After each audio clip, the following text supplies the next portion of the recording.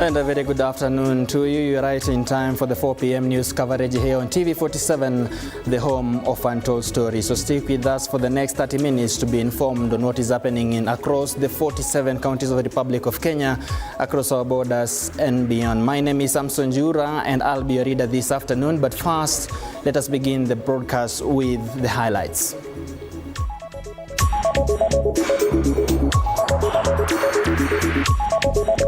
Top on news.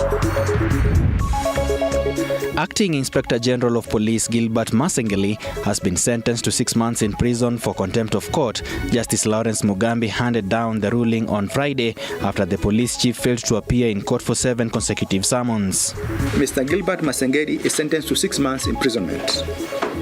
Mr. Masengi is ordered to submit himself to the Commissioner General of Kenya Prisons to ensure that he is to be committed to a prison facility to commence serving sentence of the imprisonment imposed.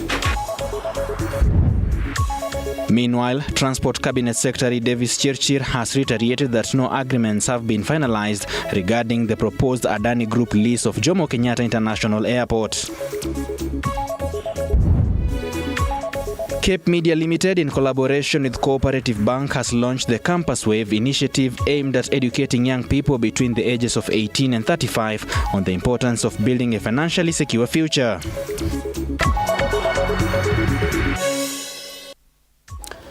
If you are unable to reach us on terrestrial, you can stream this particular broadcast on our website, that is www.tv47.digital, as well as on YouTube at TV47 Kenya. Speak to us, give us your comments, questions, and or suggestions in regards to our broadcast on our socials, that is on X at TV47 Kenya, TV47 News on X, TV47 Kenya on Facebook, as well as on TV47 KE on Instagram and on TikTok. And we begin by High Court Judge Lawrence Mugambi has sentenced Acting Inspector General of Police Gilbert Masengi to 6 months imprisonment for contempt of court. This is after Masengi snubbed court summons for 7 consecutive times.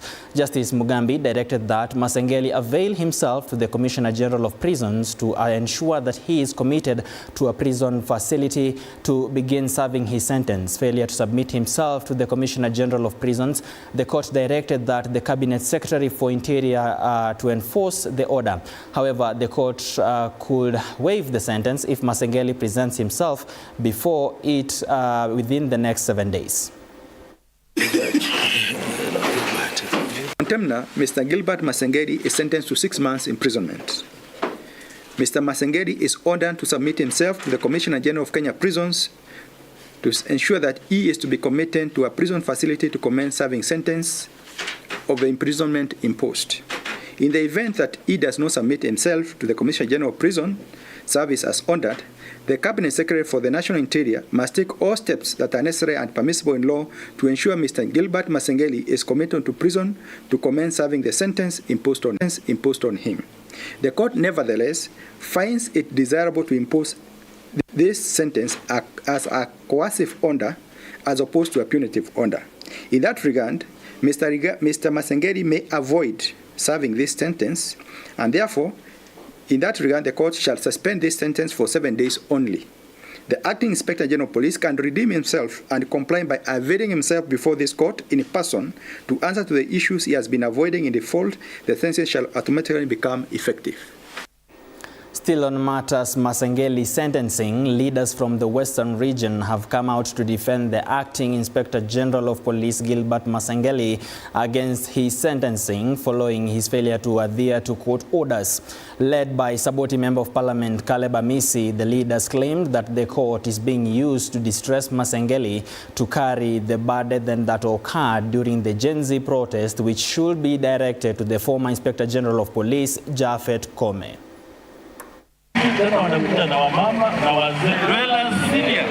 So hatutaki Masengi aingishwe kwa siasa ya Rigathi na Ruto. That is a policeman, amesoma, ako hata mimi mwenyewe nimeenda class na Masengi. Mtu ako na masters, mtu anatumia akili, hata kuwa polisi wa hivi hivi. Ni polisi anatumia akili, si ndio hiyo? Sawa sawa. Sasa makosa ya Koome, mtu ambaye inafaa ende kwa polisi kwa court kujibu maswali ni ule Koome. Watu walikufa during Koome's reign. They never died during Masengeli's reign. So Masengeli cannot be a sacrificial lamb for mistakes that were done by the past regime of police. Koome must carry his cross alone. Waite Koome ajibu maswali, lakini sio Masengeli. Masengeli ameingia tu kwa ofisi juzi akapata matope. Hiyo matope waangalia nani ali. And away from that, Transport Cabinet Secretary Davis Chirchir has maintained that there are no deals yet in the Adani JKIA lease deal. Appearing before the Senate Committee for Roads and Transport, he vehemently refuted claims of an agreement reached with the Adani Holding Group as of now. Chirchir presented documents before the Senate Committee revealing that a due diligence process is currently underway in India with negotiations at a critical stage. Senators, however, have raised concerns over why there is ongoing negotiations amid claims of the Adani Group involving itself in fraudulent activities. A section of the committee members have called for the Cabinet Secretary to halt the JKIA Adani lease deal and start afresh the public tendering process for renovations at the JKIA. Binding agreement has been finalized. It is just a draft document. Discussions have only led to the development of a non-binding head of terms which has been initialed and which I have submitted, which has also not been signed.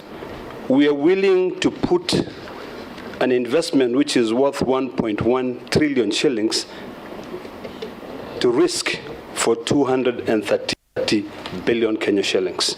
We are only giving them a hived piece of land to build the airport, and even the 30 acres of land for the city side development is purely outside the concession agreement. You are not setting up a new duty-free shop at a corner somewhere. They are taking up the entire JKIA from management of the, what did you call, the aeronauticals, to parking, to everything, including the employees.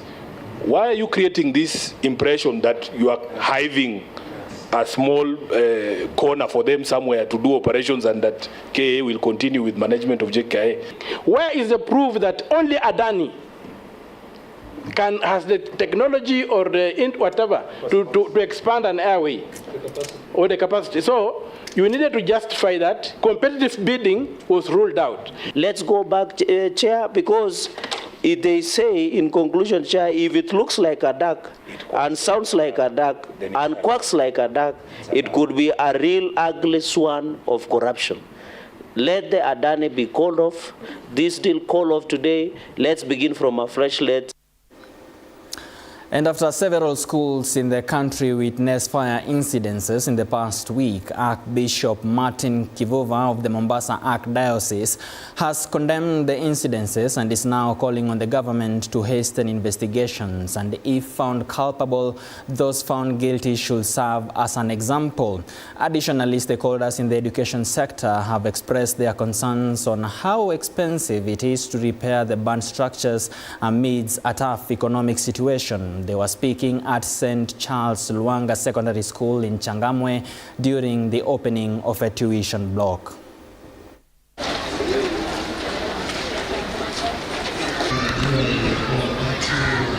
Mambo ni mazito, hata wakichoma yale mashule, iwe shule ni ya serikali, iwe ni ya binafsi, iwe ni ya nani, ni kuturudisha nyuma katika nafasi zinazohitajika kupatikana kupeleka watoto wetu mashule. Hivyo kwamba tuna kashifu katika maneno makali hivyowezekanavyo kwamba this must stop, kwa sababu kuumiza maisha ya watu, kuua vijana ambao hawana hatia, hatujui, ni kazi ya serikali iweze kuingilia na kutafuta undani wake ni nani aliye nyuma ya kuchoma mashule na nyingi zake ambapo zimeumiza watoto wamefariki. Sisi basi tunaomba pia serikali ijaribu sana iwezekanavyo kurudisha hali ya elimu kuwa rahisi kwa mwananchi wa kawaida ambaye ana changamoto nyingi sasa. That the learners who come from this school, they are exemplary out there, and that's why parents see it necessary to bring their learners here. As indicated, challenge number one is inadequate staff. to meet the needs of the 1,820 students. We also have inadequate classrooms, inadequate labs. We have no library. We have no administration block. Nidhamu ndio inaendesha. Unaweza kuwa na akili ya kusoma, lakini kama una nidhamu, hiyo akili inafanya nini? Haiwezi kusaidia. Moving on, the International Commission of Jurists, ICJ Kenya chapter, and the Unwanted Witness of Uganda kicked off a civic education campaign with delegates drawn from different sectors across the two countries on how to safeguard data protection and privacy during elections.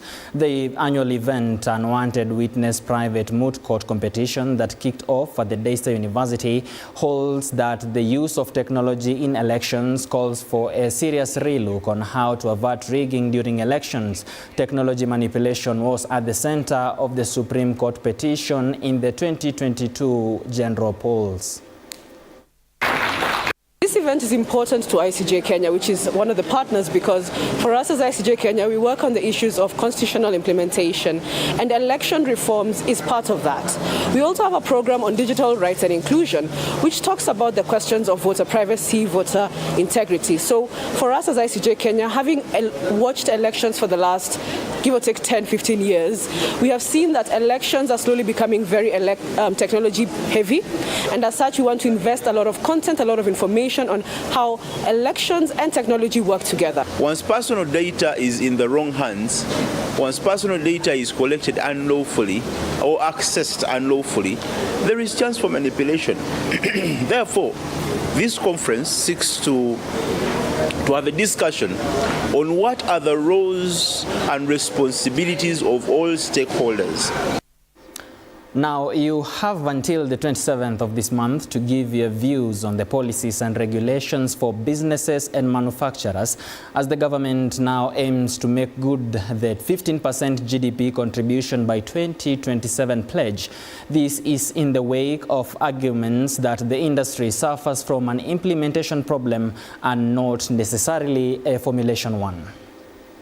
In the country, manufacturing only contributes to 7.6% of the gross domestic product, down from 15%, a fall from its former glory, which can be caused by a number of things. We have had a brief consultation on some of the areas that we want to do reforms. Reforms that are going to be very critical and very dear in inspiring manufacturing, investment and trade in our country. Policies and regulations coupled with an unstable tax regime have added to the noose choking industries in the country. And despite the various projects initiated by the government of the day, costs and procedures remain burdensome, to trade and investment. If we look at our export performance and also in manufacturing, there are a lot of struggles. We are in a high interest regime period. There is the issue of pending bills. We've got the multiplicity and duplicity of licenses in the counties. And as the Chamber of Commerce, we will share the challenges and also some of the proposals of how we think these challenges can be solved. This barely makes a difference when local products are placed on shelves to compete with imported ones. From the manufacturing sector, this is a welcome move. We've been engaging with the ministry for a period of time now on these issues, and hearing that we are going to move to legislate means that we are going to cement these proposals in the law. Consumer protection, the double-edged sword, is now pushing the ministry to forge hard decisions for the benefit of local producers that would be tabled in Parliament after rigorous rounds of public participation. Consumer protection is still being implemented with a lot of significant gaps. This, however, adds on to an already full in-tray of reforms and regulation changes done by a number of leaders with barely any implementation to show for it. Lakeside for TV47. Thank you, Hibak Said, for that report. Now, still on matters business, Kenya National Chamber of Commerce, with support from the Ministry of Commerce in Hunan and the Embassy of the Republic of Kenya in Beijing, exhibited its first overseas branch in Hunan Province in October 2023. This move was made to bridge the gap between Kenya and China and to expand products currently exported into the Chinese market and also diversify product range through the promotion of other products where Kenya has a supply capability. Kenya total exports to China grew by 37% from 2020 to 2021 due to the increased demand of Kenyan products such as oils and concretes of base metal, petroleum, oils and oils, vegetable, textile, fibers, leather, manufacturers of base metal, crude vegetable materials, tea and meat. Since 2020, the Kenya National Chambers of Commerce has been very proactive in supporting the Kenya International Industry Expo in collaboration with AfriPeak Expo Kenya. Today we are very happy. We officially joined with this National Chambers of Commerce and Kenya Invest officially opened our 7th Kenya International Industrial Expo, and also known as 2024 Kenya Investment and Trade Fair. In this exhibition just behind us, we have total 192 exhibitors. They are from China and also other Asian countries, and also we have a Kenyan company participating in this international platform. We are importing a lot of products from China, and as we are exporting a few products. So there is an imbalance of trade in that area, and this is our own making, because we are not privy to the information. You can get information from our organization, Kenya National Chamber of Commerce. You can come here and to our offices, and we give you a lot of information, because the trade, we are only depending on the products which are coming from. Now, Cape Campus Wave Tour. Bansi, if you can hear me, tell us what is happening at this moment and how is the turnout looking like on the activation between Cape Media and Cooperative Bank. All right, thank you very much, Jura. A very good evening to you. Of course, I'm coming to you live from County 027, that is Uasin Gishu County, and specifically we're right here at the Eldoret Polytechnic, and quite a lot has been happening. It's been a beehive of activities. We started all the way from 7 a.m. in the morning. We've had different pods. Of course, this has been brought to you by the year account, which is courtesy of the Cooperative Bank, and of course, they are looking to teach the young people how to turn their passion into money. You know, if you're a musician, if you're a DJ, if you're a creative, if you're a makeup artist, they are looking to make your passion into money. And I mean, you can pay rent when you're making content. You can pay rent when you're a dancer. You can pay rent when you're a makeup artist, and of course that is why the year account exists. Now the turn-up has been amazing. A lot of students have come out. A lot of students have signed up for the year account. We've had a number of performances. Of course, the whole Radio 47 and TV47 team is in the building just to ensure that everything is in order. Shiksha Rura was on stage, and we're just waiting for performances from the one and only Jabidi. Now we have students from this specific polytechnic, that is the Eldoret Polytechnic. And of course, they're very excited, they're very elated, and most of them have signed up for this particular account. We have over 500 students who have signed up for this account. That is the year account, courtesy of the Cooperative Bank. Just a reminder that this account is meant for the youth between ages of 18 to 35 years. Yes, Jura.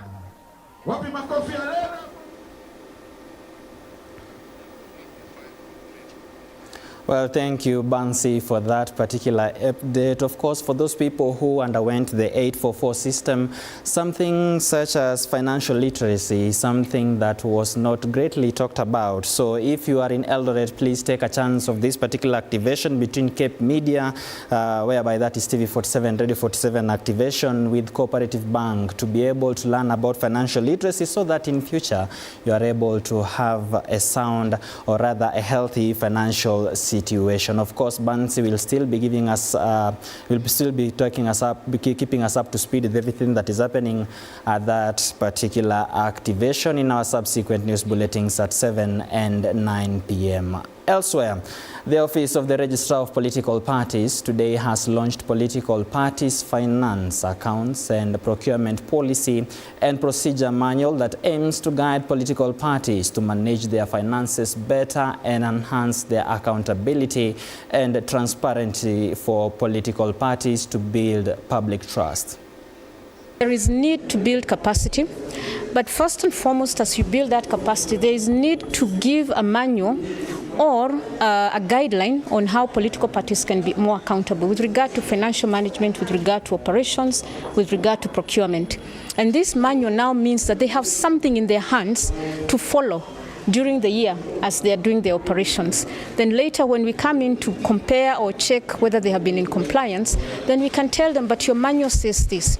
Criteria that was reviewed in 2022, after the 2022 general elections, we now have 48 political parties receiving political parties fund. That calls for more accountability and more training and more sensitization of the importance of proper use of public funds. And because you cannot train them now in a boardroom, you need to really break down so that they have something that they can read. So that's what we have been developing since the last general elections and the new criteria. And that's why we need now to have a training program that will help them understand their role as far as the management of public finance is concerned. From Nairobi, we head to the Lakeside, where residents of Garage Road area in Homa Bay County have held elections to elect leaders in the Juakali sector to help promote its organizational structure. Deputy Chief in the area applauded the Juakali sector for providing job opportunities for the youth.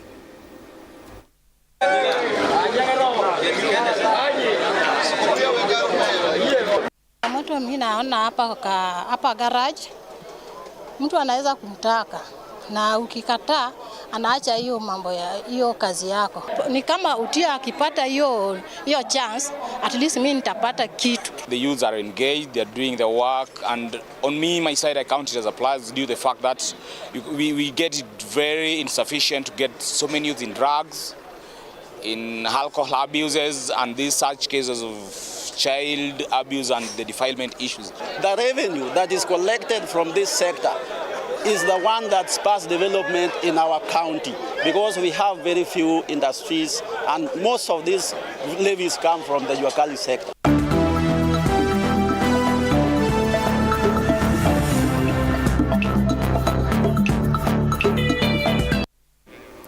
Let's take a look at what is happening in the world of sports, where Kenya Police Football Club will host Zamalek in the first leg of the CAF Confederation Cup second preliminary round tomorrow from 3 p.m. at the Nyayo National Stadium in Nairobi. Coach Anthony Kimani and his team qualified for the second round clash after eliminating Ethiopian Coffee Sports Club in the first round. The law enforcers have had 2 weeks to prepare for this date with the reigning champions. Police FC Captain Musa Mohammed is confident that the squad will put up a good show. Regular tickets go for 200 shillings while VIP seats cost 1,000 shillings. The tickets are available from Saturday morning at Riadha House and Nyayo Sports Stadium Police Post.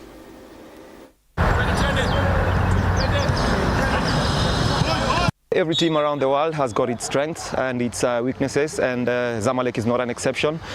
So we are well aware of the team that we'll be playing against. We know the quality that they have. We know the history that they have in this particular tournament.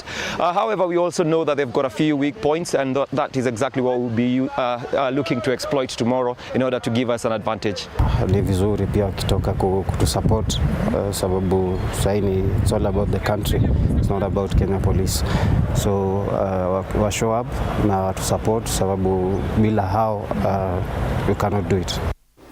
The last round of the 2024 National Rugby 7 circuits, the Prince Louis Sevens, takes place on Saturday and Sunday at the Nakuru Athletics Club in Nakuru County. The race is wide open in Division 1 standings, with Kenya Harlequin at the top with 97 points. They are closely followed by Kabras Sugar, who are 88 points so far. National defending champions Kenya Commercial Bank are in third place with 86 points. Ahead of the Menengai Oilers, Catholic Monks and Strathmore Leos. Pool A has Queens Oilers, Mombasa and Civic University. KCB will be up against Nondis, Mwamba and host Nakuru in Group B. In Division 2, Kabarak University top the standings with 87 points ahead of NYS Spades, Civic University, Embu and Northern Suburbs. The last tournament in Prince Louis, of course, we are top of the table as Harlequins. So again, we are going for the trophy, we are going to win it. So our target is basically to win the remaining tournament in Nakuru. So that's our target. The next tournament is a big one because it's the penultimate tournament for the 7 series. We're still gunning for the overall title, which is the series winners. We are the defending champs. Mathematically, we are still on.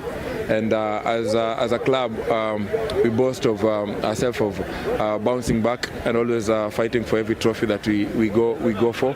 So it's just getting back to the drawing board, dusting off ourselves, taking rest, and then coming back again for the next tournament. For sure, there is more need for us to nurture the talent of rugby in the country.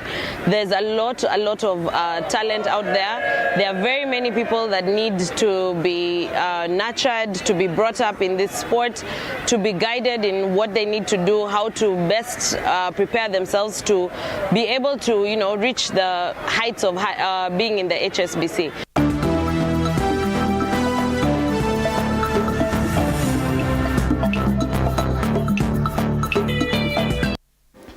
And with that, we've come to the end of the broadcast this afternoon, but that does not mean it's the end of informing you, because you can find this and much more stories available to you on our website at www.tv47.digital. And of course, you can also give us your comments, questions, and or suggestions in regards to our programming on our socials at TV47 News on X, TV47 Kenya on Facebook, and TV47 KE on TikTok and on Instagram. Of course, on TV47, we have a plethora of shows to ensure you are entertained and informed. Today we have a packed lineup of good shows, great shows, beginning with this Friday with Betty, and of course we take it to the late night with Tribe 47, hosted by Shiksha Aurora and DJ Dewies. Of course, Bansi Kibmoyo is also in company of that dynamic duo. My name is Samson Jura. Do enjoy the rest of your afternoon and have a lovely weekend by extension.